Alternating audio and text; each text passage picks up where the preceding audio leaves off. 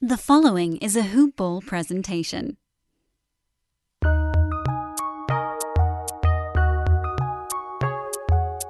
Welcome to the Fantasy NBA Today podcast.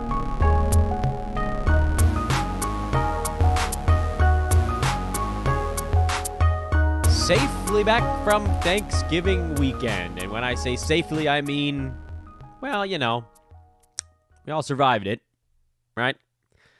We're hanging in there.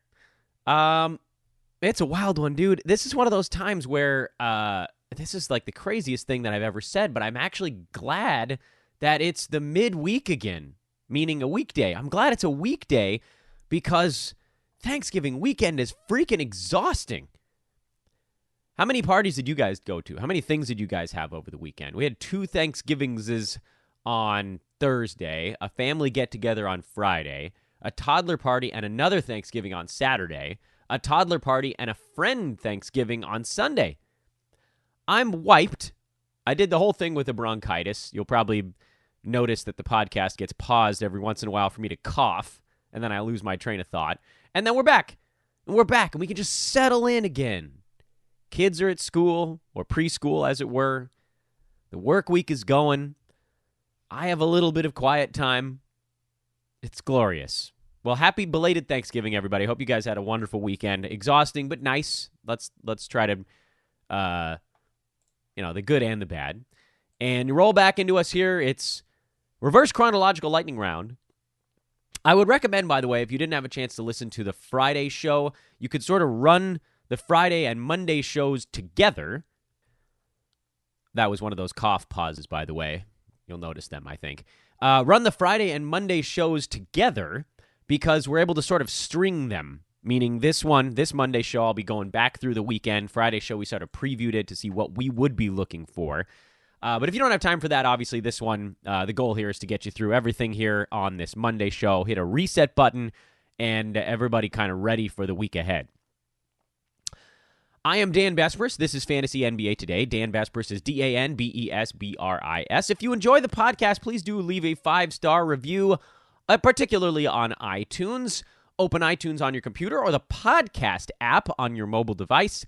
Search for Fantasy NBA Today. Click on the show title and scroll to the bottom, and that's where you can leave the 5-star review. So thank you for that in advance. That's how we keep growing over here. That's how we will continue to sort of pay the rent by growing the podcast, and then we can keep this bad boy free forever. That's the goal here. That's what we are intending to do. That's what it will be, and that's why we need those reviews and subscriptions. This show, as always, brought to you by our buddies at Hawaiian Isles Kona Coffee Company, HI Kona Coffee on Twitter, HawaiianIsles.com. Search for Hawaiian Isles on Amazon. And, of course, this is a Hoop Ball presentation. Go to hoop-ball.com. Check out what we got going on. Cyber Monday deal on the books today. Half off the premium subscription, which, by the way, I'll be doing the premium weekly lineup show with Aaron Brewski's Crib Notes and my good buddy, Brandon Marcus. That'll be at 11 a.m. Pacific time today, which might actually be while you're listening to this podcast. So pause it. Go get the premium subscription. Coupon code is Black Friday. All one word. Black Friday, all one word. 50% off the premium subscription. Yeah, half off for the entire season. You get all those sweet live shows, the premium articles, the projections, the dynasty ranks, all that good stuff, schedule grid, streaming grid, the list goes on and on and on and on. You can, I believe, see all of the stuff that you would get. You just can't read any of it if you go to the hoop-ball.com under the premium tab. You click on launch premium and you'll be able to see the landing page. So that's what you can take a look at, all the stuff that you'd get. So check that out.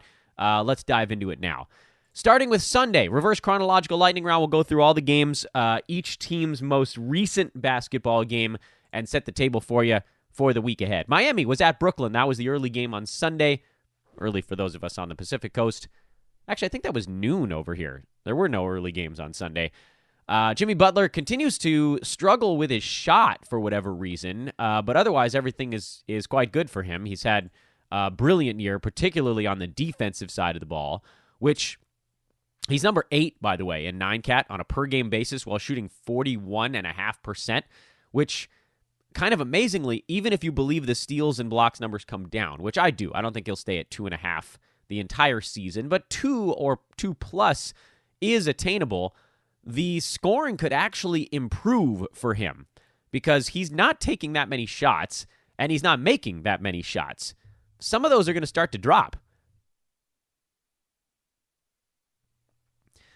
But that's not even really the point here. It's not exactly like he's a buy low. I'm basically just saying he can remain inside the top 10 because even if some of this stuff drops, other things will come back.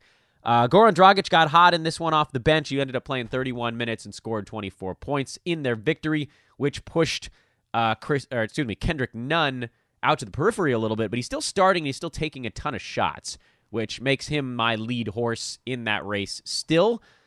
It's conceivable, and I probably should have made this more clear, a little bit more explicit, that none of those three guys will end up inside the top 100. It's quite conceivable.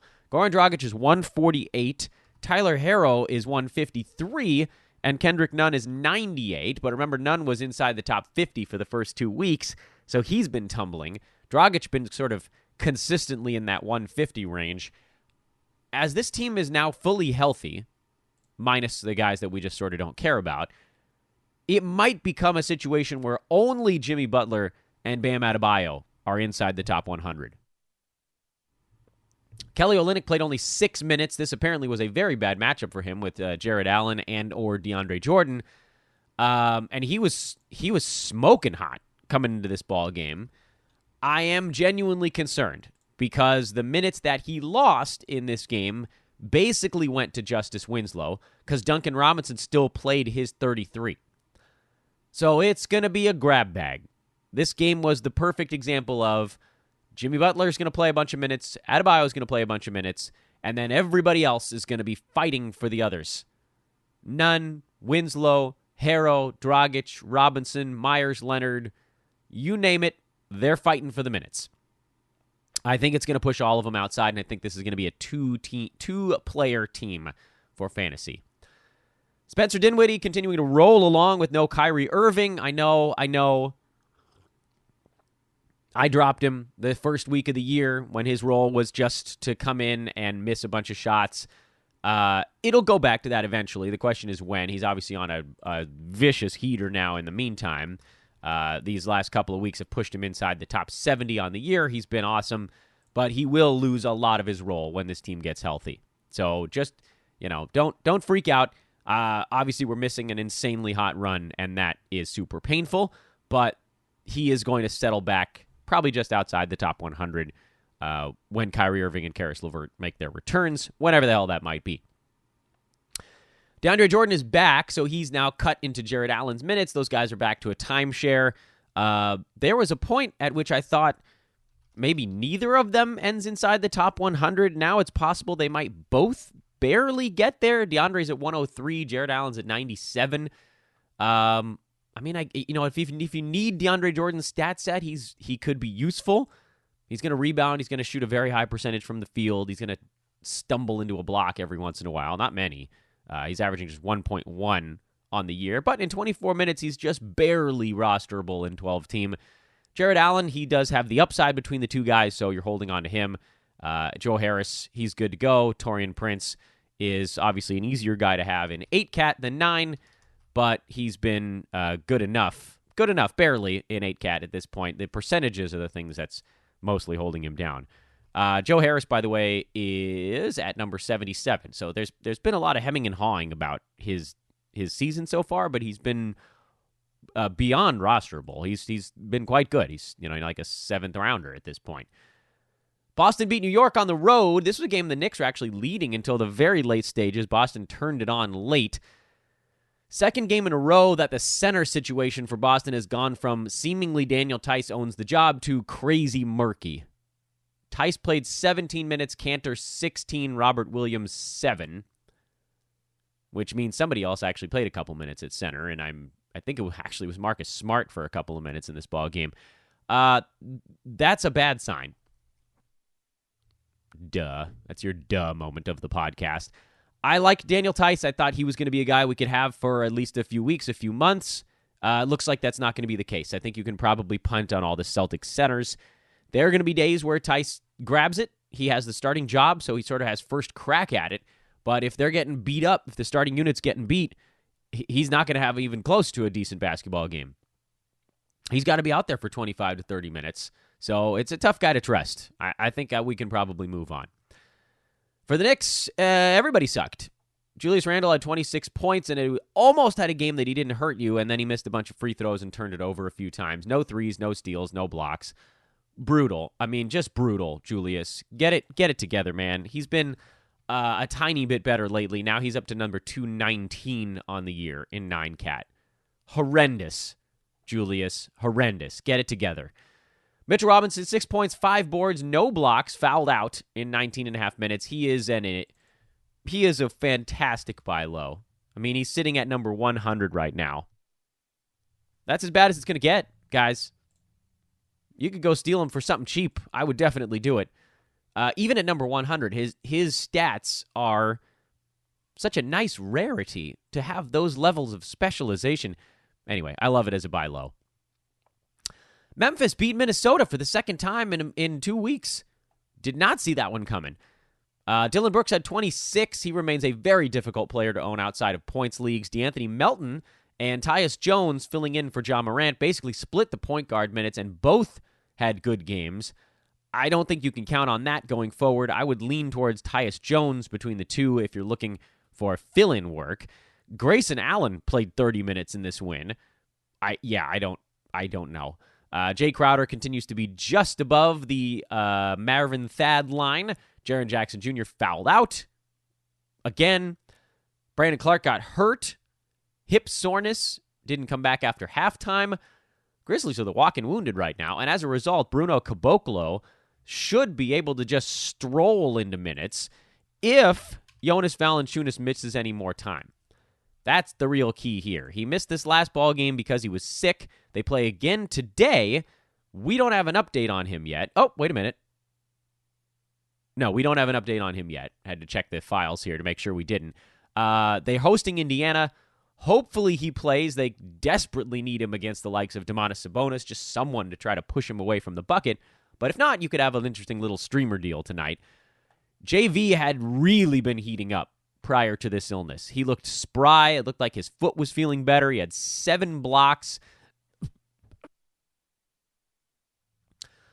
43 rebounds over his last 3 ball games. Sorry, guys, had to cough again. And 66 points. I mean, that's pretty amazing. That's like 22-15 almost.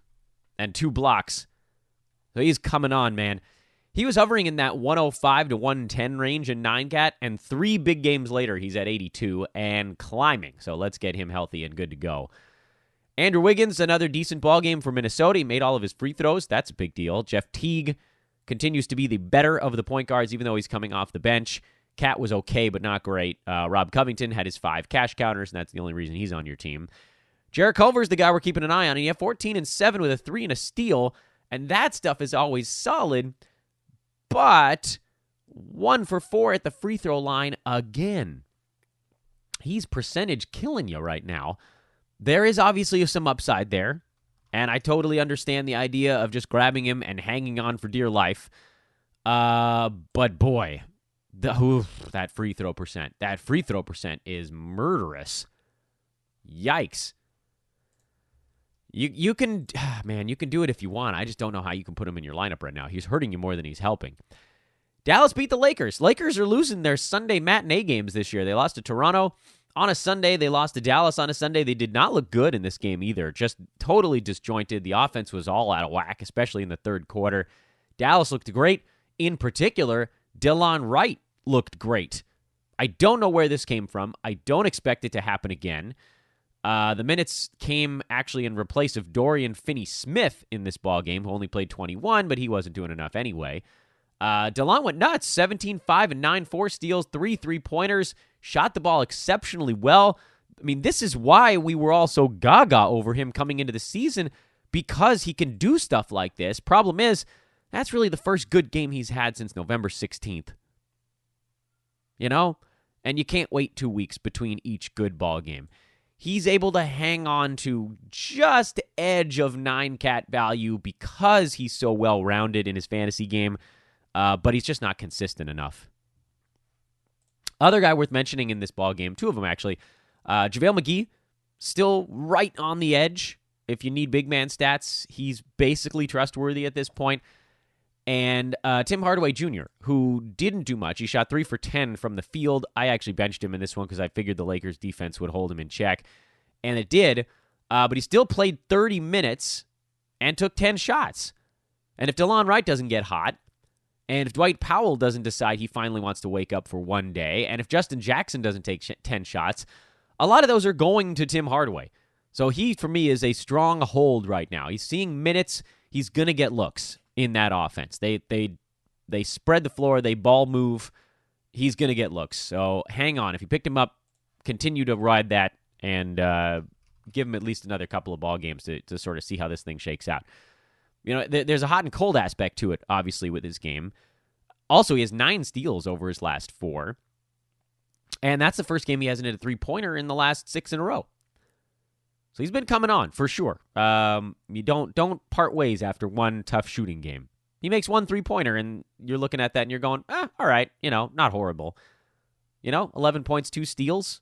If that's what that turned out to be, it's not good, but you don't look at it like we do this one. That double-digit mark in points really changes the way we view things.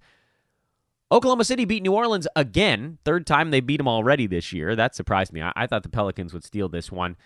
Steven Adams played 28 minutes to Noel's 19. Both of those guys are still standard league dudes. Steven Adams slowly getting healthier. Nerlens, they want to keep Adams' minutes down closer to 30 this year, so Nerlens is going to play around 20, and that's more than enough for him to have fantasy value. Shea is having issues with higher volume this year. There's no other way to put it. As more of a focal point, he's outside the top 100. There's probably a juncture during this season where he turns the corner a little bit, and that field goal percent in particular starts to come back up a little bit, but it's going to take some time. Dennis Schroeder got hot in this one. Chris Paul, 16 and 8 with a couple of threes on good percentages. So far, that old man move has worked out just fine. He's number 31 after 2 bad games in a row. And the nice part is the bad games, he sort of salvages things with some threes, some steals, and assists. There's just a really nice floor for him this year. And the assists have been trending up after a slow start. Also, the health. That actually worries me a little bit. I hope they sit him in that back-to-back a week from today. Just keep him on the floor because we're liking what we're seeing so far from CP3. For New Orleans, Josh Hart played 33 minutes, J.J. Redick only 29, but 29 is still enough in general for J.J. He just didn't get a chance to take that many shots. Brandon Ingram decided to do his Chuck Fest thing, and that hurt him. That leveling off is starting to come. He's still been good, though, and he played 41 minutes. Lonzo Ball played 33. He's back and deserves to be on your fantasy team. There's an argument to be made for basically 4 guards. Josh Hart, Drew Holiday, Redick, Lonzo Ball, all probably can stay above the cut line. Some of them definitely. And then the other note on this team is that Derek Favors, we got word, we knew he had missed the game last week due to personal reasons. Over the weekend, it came out that it was his mother's funeral, which, geez, I can't even imagine. I feel so terrible for Derek. Our job, of course, is to analyze this from a fantasy standpoint, but you almost have to pause and just try to think of what he's going through. It's not that there's ever a time where it's a little bit easier to deal with a parent's passing, but let's also remember, he's 28. He's 28 years old.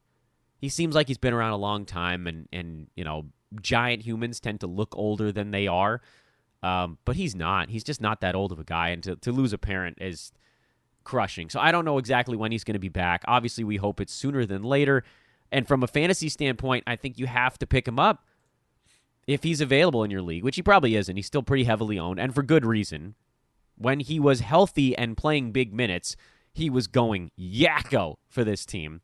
He had a 20-20 game against the Clippers, double-doubled with 4 defensive stats against the Rockets, double-doubled with 2 defensive stats against the Hornets.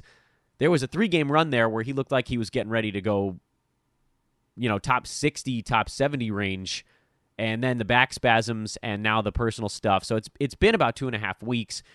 I would assume the back is probably okay now. Their next ball game is tomorrow. They're hosting the Mavericks, so let's hope we see him back for that one. And if so, I think you throw him right in. The personal stuff has given him a little extra time to rest the back, hopefully get the conditioning back a little bit. And, hopefully from a mental standpoint, he's not too broken up about the whole thing. But we obviously can't blame him if he is. That's rough. That's real rough.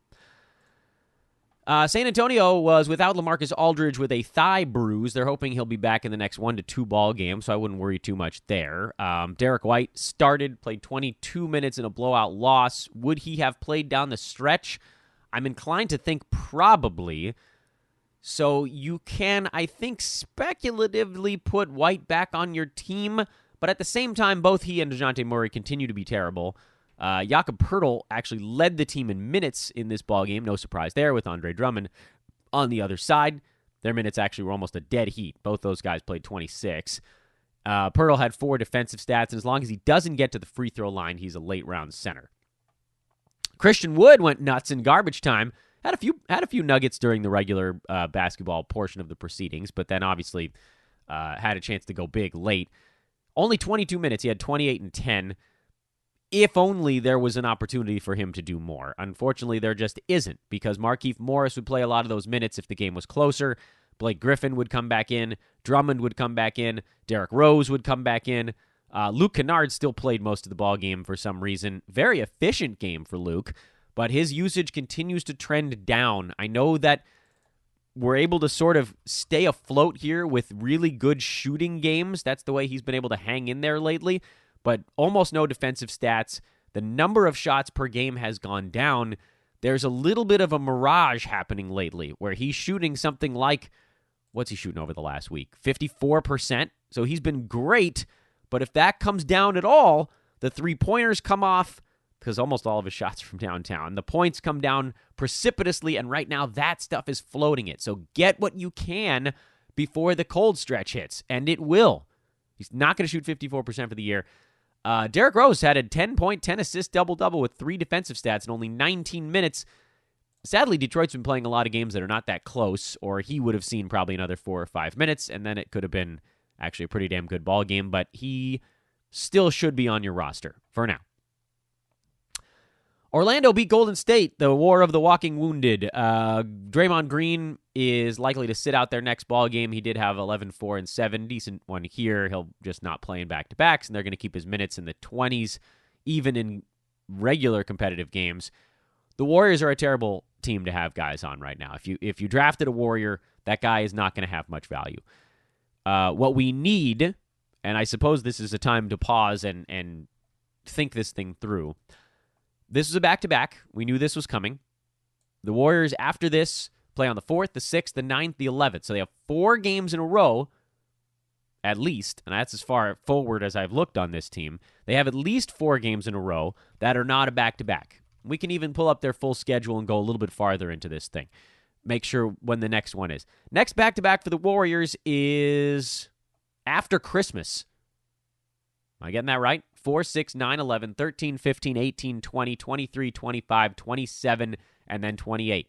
The Suns, the Mavs, back-to-back, 27th and 28th. So there is a real chance that after sitting out today's ball game, Draymond Green could play in basically 10 games in a row, maybe 11. That's your opportunity. When everybody forgets the BS going on, when they actually play their guys, and I bet D'Angelo Russell plays in most of those games as well. That's your opportunity to try to get out from under these guys. You might even start to think, hey, maybe I can deal with this. You don't want to, because his minutes are down, so hopefully you can trade with somebody who doesn't notice that aspect of it. A few good games in a row. See if you can get, for Draymond, if you can even get like a top 80 guy at the end of that stretch, I would call that a victory. And with D'Angelo Russell, call it like a top 60 guy over that stretch. Anything you can get that has season-long useful value, not an end-of-bench guy that falls on and off the waiver wire, that would be a victory. Because it is going to be a very difficult year to have Warriors. Otherwise, in this ball game, Willie Cauley-Stein had a double-double. It was almost like he knows Kevon Looney's coming back tonight. He'll probably only play like 8 to 10 minutes, if I had to guess. It's going to be a really short night. So if you've been stashing Looney, keep stashing him. I'm actually leaving him in my injured list spot. Provided, I know you need to take these guys off if you're going to make a move in most formats. I'm hoping I don't need to make a move, and I'm going to ride it out until his minutes are up into the high teens at least, and then maybe I'll bring him off the IL. It's going to cut into everybody. Cauley Stein, Marquise Chris played most of the center minutes in this one. Omari Spellman got in there as well. At some point, Looney's going to be playing in the mid-20s, and when he gets to that point, he's going to be the big man to own over these other guys. Marquise Chris, very difficult dude to own, because if he doesn't get hot or have a nice avenue to value, the minutes just aren't that high. Same issue with Willie Cauley-Stein right now. He finally had a good ball game, but the minutes still just aren't there. Glenn Robinson, Alec Burks, Eric Pascal, these guys are all going to be playing pretty sizable minutes, I think, regardless of the health of this team. D'Lo will probably slide in and take a lot of his minutes from Kai Bowman and or Jordan Poole in this deal. And then Alec Burks, these guys aren't going to take as many shots when D'Angelo Russell's back. But the problem, as I've said before, is that they have these gaping holes in their fantasy game. Eric Pascal had 17 and 6, but everything else was bad. No threes, no steals, no blocks. Shooting percentage wasn't good. Alec Burks had 15 and 5 with 3 steals, and it still wasn't that great of a fantasy game because he shot the ball poorly, missed a free throw, only had 1 3-pointer. The steals sort of floated it. Glenn Robinson had 19 and 3 threes in this ball game, and his was better because he shot 8 of 16, but he disappears from a usage perspective regularly. This is a hard team to use anyone. I still think Burks is the safest of the bunch, but they're all hovering right around that top 100 area. I think Looney can get a little bit above that, so that's why he's the guy that I'd take a chance on with this team. Terrence Ross got hot. He's really like a 10th man on your roster. Markelle Fultz is playing really well with everybody hurt. He's been seeing some extra minutes alongside DJ Augustine, and so that's been good for his value, but he needs to do it with steals and assists because he doesn't shoot the 3 ball. He's not going to score a ton, especially once they get back. Aaron Gordon played 30 minutes, but he's awful. Vooch is obviously the guy that runs this motor. The increased minutes for Fultz with Gordon back is something to keep an eye on. It's not clear exactly who it came at the expense of because everybody else played about their normal allotments. Evan Fournier is having a hell of a season, by the way. Jonathan Isaac, 5 more blocks. He's been great. With Fultz, he's probably on rosters because everybody picked him up 3 weeks earlier than they needed to. So there isn't a whole lot you can do with this thing. Let's just see how it goes because he's starting to hit a point where at 30 minutes a game, he could get you enough steals and assists where the other stuff becomes less of a factor. The fact that, his field goal percent is good. He's up around 50%. But no blocks, no threes. That weighs it down for a point guard. But if the assists can stay up in that 6, 7, 8 range, then that obviously is enough to do stuff. Utah got blown out by Toronto. You can throw away most of this stuff. Jazz actually made it a little bit closer by the end of the third and then ended up getting whipped anyway. So throw it out. Pascal Siakam, Freddie VanVleet played well. Norman Powell had another nice fill-in game. Serge Ibaka came back, played 20 minutes off the bench, had 13, 4, and 3 with a steal. That's going to cut into Marcus Gasol's minutes and really cut into Chris Boucher's minutes, who played 5. He's cooked.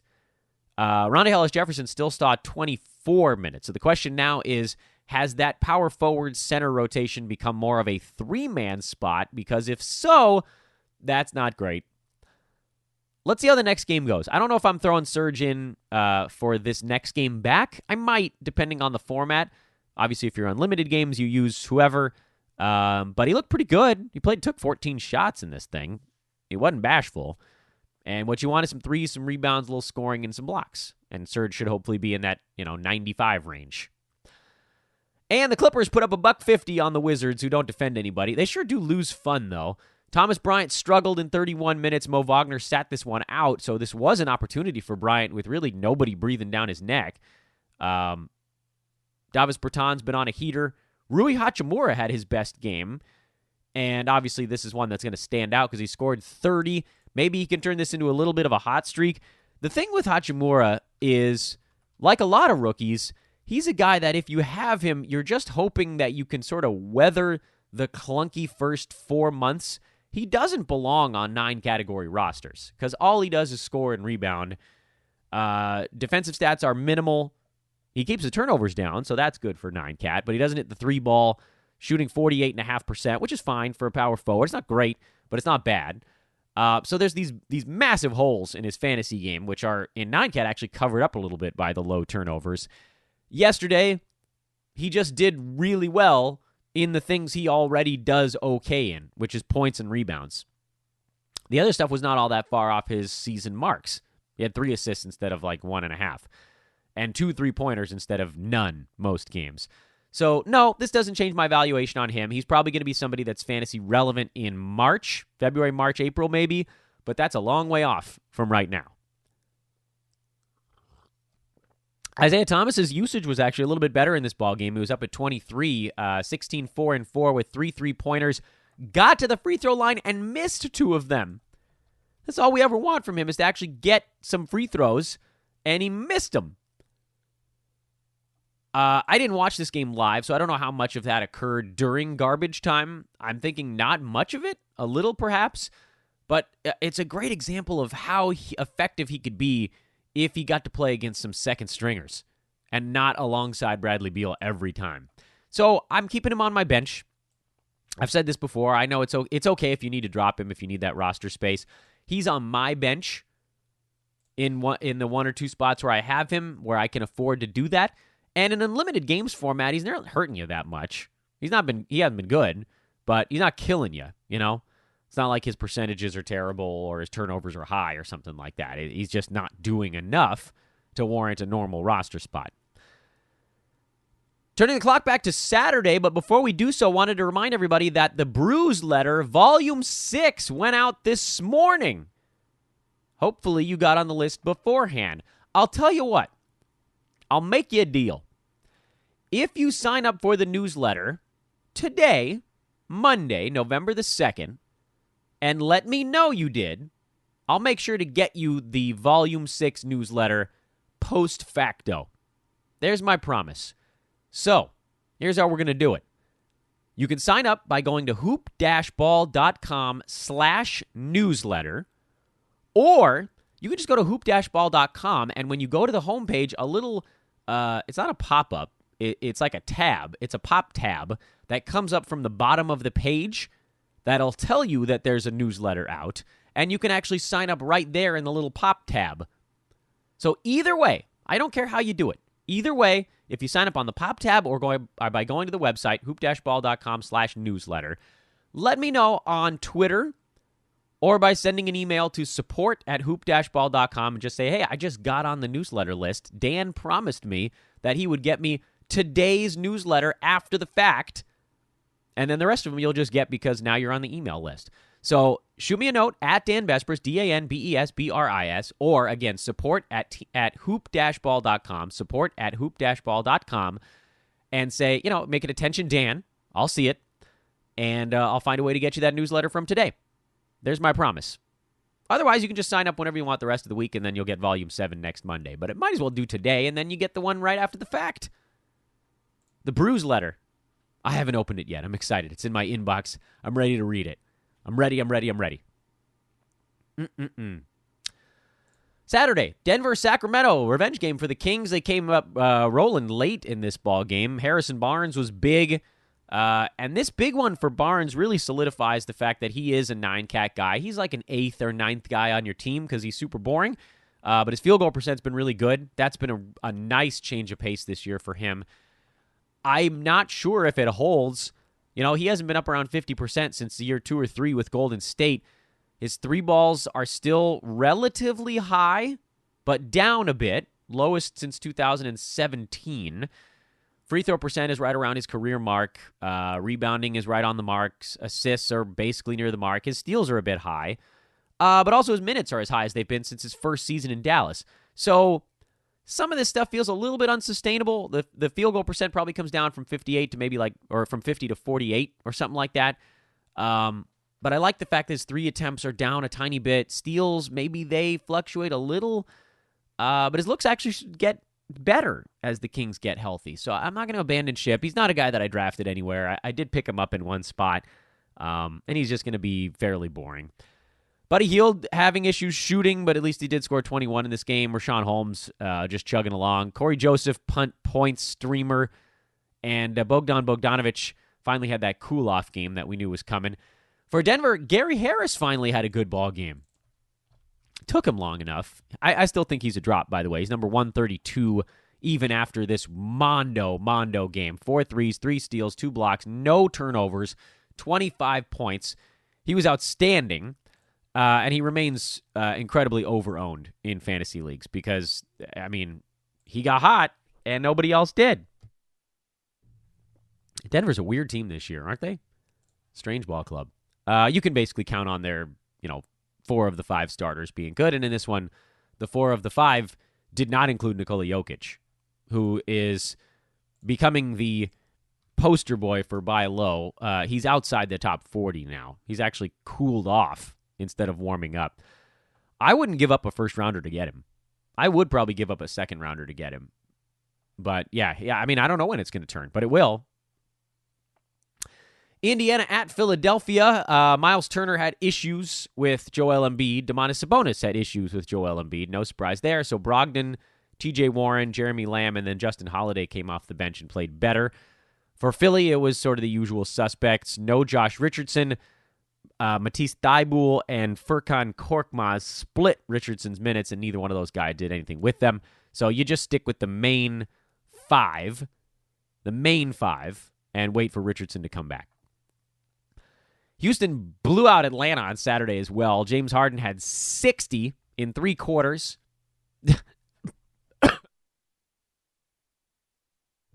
And there was another cough. Twitter was abuzz with people saying, who else could do something like that? There's literally another person that has done something like that, and his name is Kobe Bean. Still very cool, by the way, but come on, guys. Let's know our basketball history a little bit here. That wasn't that long ago. Hell of a game for Harden. Picked on an Atlanta team that just got significantly worse year over year, and then obviously missing John Collins has made life even tougher. Trae Young had 37 on only 16 shots. He had a great game, and everybody else was awful. Atlanta's on a tough run right now. Kevin Huerter is not that far from coming back from a shoulder injury, and what we've seen is that they desperately need anybody else because DeAndre Hunter is not there yet. DeAndre Bembry has horrible percentage issues. Hunter, by the way, runs into those a little bit as well. Jabari Parker's been okay in general. He's been fine. But there's nobody. They can't trust anyone on that team. So maybe you think about Huerter as a stash. I mean, his upside is like top 90 at best. I don't even know that he gets there because his timing might run into John Collins a little bit. So I'm not super excited about it. Houston side is pretty predictable. Ben McLemore filling in for Daniel House had a really big ball game, but House is the main guy when he's back from his illness. Milwaukee blew out Charlotte in another super boring Saturday game. Brook Lopez was out, so Robin filled in and had a really nice one. That's a pretty easy plug and play if Brook misses any more time. I'm not going to pick up Robin Lopez unless we get some kind of report that Brook is out for, a week or something like that. I'm just not going to use a roster spot that may not amount to anything. And for Charlotte, I think I said it on the Friday show, there's a possibility that this team doesn't have a top 100 fantasy guy at the end of the year. Terry Rozier has been playing much better of late. He's inside the top 80 after about a 4 or 5 game hot run. Maybe that's where he ends up. Devontae Graham is at 91 after a couple of better games where his turnovers have been lower. He's put together 3 good ones in a row. Maybe those 2 guys stay inside the top 100. Maybe Miles Bridges somehow finds his way there after an horrendous start to the season. He's at 135 right now. Charlotte is a really tough fantasy team. PJ Washington is out. I know he had a good ball game 2 games back, but his minutes are being threatened nightly by old men. That's rough, man. That's rough. Let's go back to Friday. Saturday was that short 4-gamer, and check out any teams that we haven't covered yet. Looking at the Friday card, I believe the Cavaliers are one of the teams that we didn't mention over the weekend, and that's really not that big of a deal. Chetty Osman finally had a better ball game. So did Darius Garland, which forced Jordan Clarkson into more limited activity. Garland's playing plenty on a game-to-game basis. He just has, like Colin Sexton, a super limited fantasy game. Points, threes, nothing else. Literally a 2-category guy. And barely those. Minimal steals, no blocks, high turnovers, not many assists, low rebounds, bad field goal percent. he's not even close to on the radar yet. This team remains, in my estimation, a 3 big man operation. Larry Nance Jr., aren't you glad I talked you into holding on to that dude? Kevin Love, who's obviously cooled after a hot start. Had a good ball game here, though. And Tristan Thompson, who has also cooled off after a hot start, but continues to play his 30 minutes, and when he does, he's going to get you a boatload of rebounds. I'm not venturing into the guards. Colin Sexton is way over-owned in 9-category leagues. He's number 164, and he's available only in one of my leagues. I don't know what people think is going to happen. This is the same exact stuff he did last year. His numbers are almost a carbon copy. 1 extra point. Steals are actually up a little bit. Field goal percent is up 1. Free throw is actually down a tiny bit. I mean, even if that levels off, it levels off to last year's numbers almost exactly. Not interested. Not interested. And let's see. I feel like we're missing somebody else, but maybe I'm wrong. Phoenix? We haven't talked about Phoenix yet, right? Yeah. Phoenix, Portland, Chicago, I believe, are the remaining teams that didn't play over the weekend. Phoenix got Aaron Baines back and went back to being more competitive again, although they did ultimately lose to they lost to Luka Doncic, let's be honest, in that game. He had 42, 9, and 11. Kelly Oubre played well, 22 and 10. Fouled out late. Ricky Rubio fouled out. Doncic shot 18 free throws, by the way, but Rubio had 21 and 9, so he's back and rolling. Baines played 25 minutes, had 17 and 7. He's a must-start guy now until DeAndre Ayton is back, so if somebody got upset that Baines was hurt for a few games, obviously you go get him. I don't know why they would, but looking at his number, he's still only 57% owned in Yahoo leagues, which is just, well, that's just stupid. And Dario Saric now is going to have to move farther from the bucket again. He was able to sort of hang on in this game with 2 blocks, but that was an outlier. He's probably going to end up being a drop now that Baines is healthy, but, I mean, if you want to hang on for a game or two, that's fine. Chicago hung in there with Portland for all 48 minutes, ended up losing by 4. Satoransky was very good. He had 12 points, 8 assists, a steal, 2 threes on good percentages. I still maintain that he's going to be a worthwhile 9-category guy. He's number 93 right now, was getting dropped consistently early in the season, but we know what he can do. He's just super efficient. For the year, he's at 9.5 points, 5.3 assists, 1.5 steals. Over the last month, he's number 67. He's been really good for the last month. 11, 4, and 6, 1.5 steals, 1.5 threes, good percentages. And over the last 2 weeks, he's actually exactly at 67 as well. Isn't that amazing? He's settled in now. He's just going to be right around that 75 mark. Pretty good for a guy that probably got dropped and you picked him up. If when I yelled at you, you did so. Lauri Markkanen was a little bit better in this game. He had 13, 8, and 3. He missed a bunch of his shots, but at least he was more active. Zach LaVine had 28. Took him too many shots to get there. And, I mean, yeah, if you shoot 38%, you're probably not going to win. The fact that they were even close is a miracle. I just looking at all the numbers, I have no idea how they pulled this one off. They got out-rebounded in this game, but outshot Portland 94-84. Super weird. Turnover battle wasn't all that far apart either. In any event, for Portland, all 5 starters actually had good fantasy games in this one, if you can believe that. Carmelo Anthony had 23, 11, and 4. Okay, so here's the thing on Melo. He's number 127 in 9-cat because he's only played 6 ball games, and his last 3 have all been quite good. The issues are still very much there. He's probably not going to shoot 46% for the season, but I will say that when you compare his numbers this season to what he was doing in Oklahoma City, Houston, and even his last couple years in New York, his role is vastly different. Not only is he more of a complementary piece, who gets a lot of shots, by the way, it's more similar to what he was doing in Oklahoma City on a team that doesn't need him to be shooting from the perimeter as often. Portland has plenty of spacing if they need it. Dame can shoot the 3. CJ, Hood, all those guys. Whiteside obviously is going to be near the paint. If they want to bring someone off the bench, Bazemore can shoot the 3. Not great, but he can handle it. So for Melo, they can let him get into his spots a little bit more.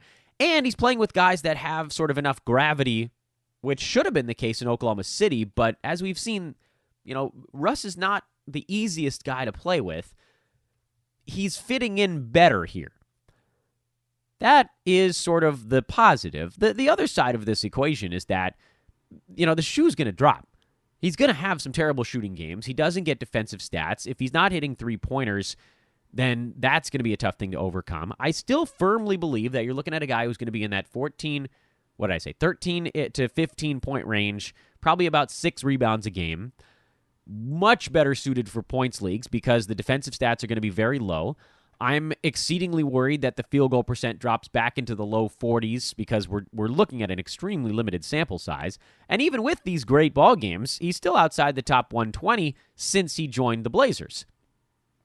Of course, if you remove that first game with 5 turnovers, I think he does now move inside the top 100. So, look at whatever it is. No, actually, I think he's still outside. If you look at the last week, he's obviously inside, but again, that's too short of a sample size to do it. I'll say this. My needle has moved a little bit from I wouldn't touch him in 9-cat to luxury stash in 9-cat, because I also don't think the turnovers are going to be that high. They shouldn't be, playing alongside Dame and CJ. Those should be the guys turning it over. He had 4 assists in that game, and that's good too. Once again, the downside is his 3 really good ball games have come against Chicago twice and Oklahoma City, and he didn't have a good game against the Cavaliers. 5 of the 6 teams that he's played have been pretty bad. Oklahoma City is fine, I guess. And then they went to Milwaukee, and he scored 18 points there on 15 shots. That, again, is the reason to be a little bit afraid. But you know what? If he's floating around, throw him on your bench. Hope that he doesn't kill you in field goal percent if you're in an unlimited deal. I'm going to go ahead and say add him. Screw it. Screw it. Let's go nuts. Throw him on your team. Right? Because if he does happen to sort of hit his stride and Portland decides that he's their 3rd scorer now and he leapfrogs everybody, Whiteside, Hood, whoever, there should be plenty of shots floating around. If Dame has taken his 19-ish and CJ's taken his 15 to 18, Whiteside's taking his 10 or 12, that still leaves 30, 40 shots left on the table. At least 20 to 30. Bazemore's not going to shoot much. Scal, Anthony Simons, these guys aren't going to chew up many shots. So, yeah, maybe they go to Melo. So I'll change my tune a little bit on this one. From I wouldn't dare touch him in 9-cat and definitely a points league guy to, all right, okay, he's got a shot at getting inside the top 100. Better than I thought. And that is your reverse chronological lightning round for this week. What the hell are we on now? 7? Week 7. Wow. We're chugging right along here. Tonight, Monday night, it is not that busy. Phoenix at Charlotte. Phoenix by 4.5 on the road. I think they should probably win this game with Baines back. He's a difference maker for them. Utah at Philadelphia. Jazz getting smoked in Toronto yesterday. I assume they'll come back with a little more fire in their belly in this ball game. Warriors are at Hawks. That should be a good and ugly one. But at least we'll get our first look at Kevon Looney in his ultra-limited role. Indiana, Memphis. Grizzlies got a nice win their last time out. We'll find out who the hell is healthy for that team. Pacers, you're looking at the starters. Knicks and Bucks. Bucks favored by 16.5 points. I know the Knicks are bad, but you have to blow them out if you're going to cover that number. I mean, almost instinctively, if someone's going to give me over 15 points in the NBA, I'll probably bet the underdog. And Sacramento, 5-point favorites over the Chicago Bulls. That's probably a relatively fair line as well from a fantasy standpoint. Lauri Markkanen, he is a huge buy low for Chicago. You should be able to get him for pennies at this point. And then Satoransky, who's continued to be quite good.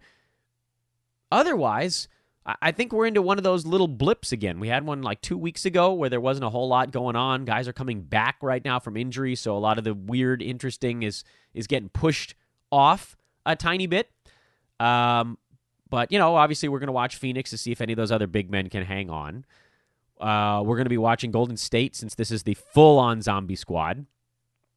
Memphis, who's filling in for Ja? Is JV playing? If not, is it Caboclo? Is he the fill-in guy if Brandon Clark has to miss more time?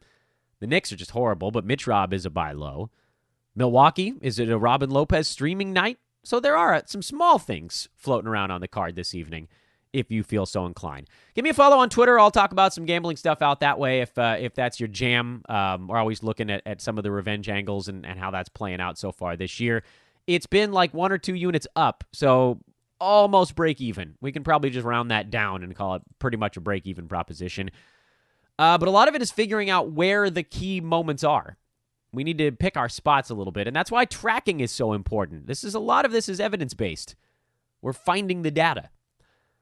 Again, join the newsletter. Let me know, and I will send you today's post facto. Rate and review the podcast. And as I've been throwing out there in over the last week or so on the show, if you want to join our blossoming team here at Hoopball, you can get in touch with me that same way. Just make sure it's Attention Dan. If you have daytime availability, want to join our sales team, hit me up. If you want to join our podcast team, our written team, whatever. If you have a skill you believe Hoopball could use and want to be a contributor, bug me. Would love to hear from you. Have a great Monday, everybody. Coming up the rest of the week, same usual schedule. We'll talk some DFS at some point in the week. We'll have Brandon on midweek again to talk buy low, sell high. And that'll get you through. I mean, we're in the grind now. It's week 7. Good luck, everybody. We'll talk to you tomorrow.